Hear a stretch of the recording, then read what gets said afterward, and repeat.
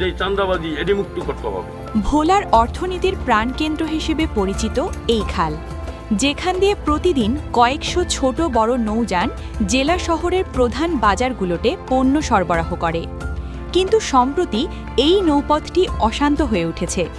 শ্রমিকদের অভিযোগ, আগে যেই পজিশনে 1000 টাকা টোল দেওয়া হতো, বর্তমানে সেখানে জোরপূর্বক দাবি করা হচ্ছে 3000 টাকা। সবচেয়ে উদ্বেগের বিষয় হলো, এই বিশাল অঙ্কের টাকা নিলেও দেওয়া হচ্ছে না কোনো বৈধ রসিদ। জাহাজ শ্রমিক বলেন, আগে দিতাম 1200 টাকা, এখন চাই 3000 টাকা। না দিলে জাহাজ আটকায় রাখে, আমাগো গাইল দেয়। 3000 টাকা লয়, কিন্তু কোনো কাগজ বা রসিদ দেয় না। মালিকরে গিয়া কি জবাব দিমু আমরা চাই, হয় এই খাল ইজারা মুক্ত করা হোক, না হয় আগে নির্ধারিত হারে টোল নেওয়া হোক। আগে আমরা 800 টাকা 900 টাকা 1000 টাকা দিতাম, এখন আমাদের কাছে চাইতে আছে 2500 টাকা। এখন কি 2500 টাকা কি সম্ভব? আমরা গরিব মানুষ, আমাকেও মনে করেন ভাড়া বাড়ানো, তেলের দাম বাড়ছে, এমনি আমরা খুব ঝামেলার ভিতরে আছি ভাই।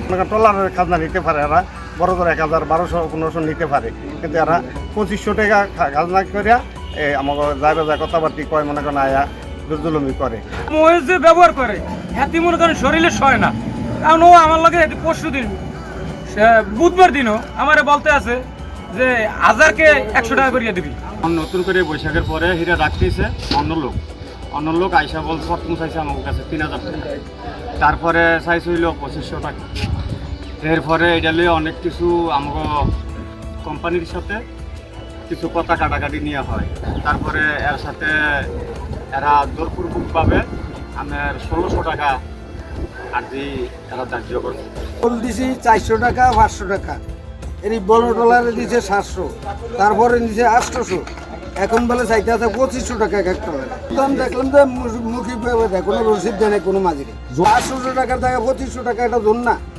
খালের তো আমাকে তো আয় কম, তেলের দাম বেশি, জানো মুক্তি চাই। কাগজ মাগজ কিছু দেয় না, এখন আরো কমবো, এখন আরো বাড়ছে। আগের হেরা যারা ছিল হেরা কমে নিছে, যারা আইছে হেরা আরো বাড়ায় দিতেছে অনেক। পিঠে হের আসছে, আয়া কইছে যে আমাকে 3000 দিতে হইব, 2500 টাকা করিয়া দিতে হইব, নাহলে মাল উঠেব না। মাঝিরা বলছে আমাদের গালাগালিও পারাভারি বলে। বলাতে এই শ্রমিকের একটাই খেয়াল, এই খাজনা কুন্দা যেমনি যা আসন যে চাঁদাবাজি এটি মুক্ত করতে হবে। নিয়ম অনুযায়ী খালের বিভিন্ন পয়েন্টে টোল চার্ট থাকার কথা থাকলেও বাস্তব চিত্র ভিন্ন। ইজারা শর্ত ভঙ্গ করে মেসার্স জননী স্যানিটারি নামের প্রতিষ্ঠানটি 14 এপ্রিল থেকে এই অরাজকতা শুরু করেছে বলে দাবি শ্রমিক ও মালিকদের। তবে অভিযোগ সত্য হলে টেন্ডার প্রত্যাহারের ঘোষণা দিয়েছেন মেসার্স জননী স্যানিটারি এর স্বত্বাধিকারী আবুল হাসনাত। তিনি জানান, তার লাইসেন্স ব্যবহার করে আত্মীয়রা টেন্ডার নিয়েছেন, তবে কোনো অনিয়ম হয়নি। অনিয়ম প্রমাণ হলে স্বেচ্ছায় টেন্ডার বাতিলের প্রতিশ্রুতি দেন তিনি। এ বিষয়ে প্রশাসনের অবস্থান জানতে চাওয়া হলে ভোলা পৌরসভার প্রধান নির্বাহী কর্মকর্তা আবুল কালাম আজাদ বলেন, পৌরসভার একটি নির্দিষ্ট টোল চার্ট আছে, এর বাইরে 1 পয়সা বেশি নেওয়ার সুযোগ নেই।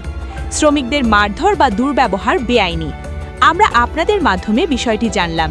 লিখিত অভিযোগ পেলে তদন্ত সাপেক্ষে ইজারা বাতিল করে নতুন টেন্ডার দেওয়া হবে। জেলা প্রশাসক কার্যালয় কর্তৃক নির্ধারিত টোলাদার রেট আছে, এটা ওখানে টানানোর ব্যবস্থা করা হবে একেবারে দৃশ্যমান স্থানে, এবং ইজারাদার তার এই টোল এবং খাজনা আদায় করার জন্য আদায় একটা রসিদ করবে, যেটা পৌরসভা থেকে সেল মোহর করে তাকে নিতে হবে, এবং যত টাকাই সে খাজনা বা টোল আদায় করবে তার বিপরীতে তার ইজারাদার স্বাক্ষরিত একটা বিবিধ আদায়ের রসিদ সংশ্লিষ্ট ব্যবসায়ীকে দিতে তিনি বাধ্য থাকবেন।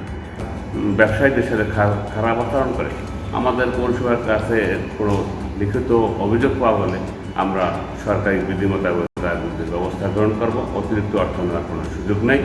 অতিরিক্ত পরিবহন ব্যয়ের প্রভাব পড়ছে সরাসরি সাধারণ মানুষের উপর, কারণ বাজারে বাড়ছে পণ্যের দাম।